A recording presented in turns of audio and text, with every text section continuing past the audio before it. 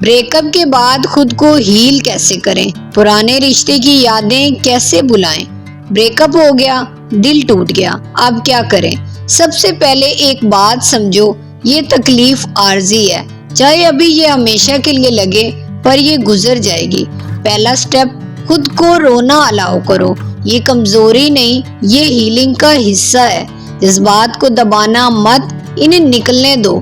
دوسرا، اس کی تصویریں، گفٹ، میسیجز سب کچھ دور کر دو۔ نظر کے سامنے سے ہٹاؤ، دل سے ہٹانا آسان ہو جائے گا۔ یادیں آئیں گی، بار بار آئیں گی، پر ہر یاد پر یہ سوچو یہ ماضی ہے، میں آگے بڑھ رہا ہوں۔ تیسرا، اس کی سٹوری مت دیکھو، اس کا لاسٹ سین مت چیک کرو، اسے ان فالو یا میوٹ کر دو، اور یہ وانڈ کو فریش رکھتا ہے اور ہیلنگ کو روکتا ہے۔ چوتھا، اپنے آپ پر کام شروع کرو، نئی ہابی سٹارٹ کرو، کتابیں پڑھو، کچھ نیا سیکھو، دوستوں سے ملو، اپنی فیملی کے ساتھ وقت گزارو۔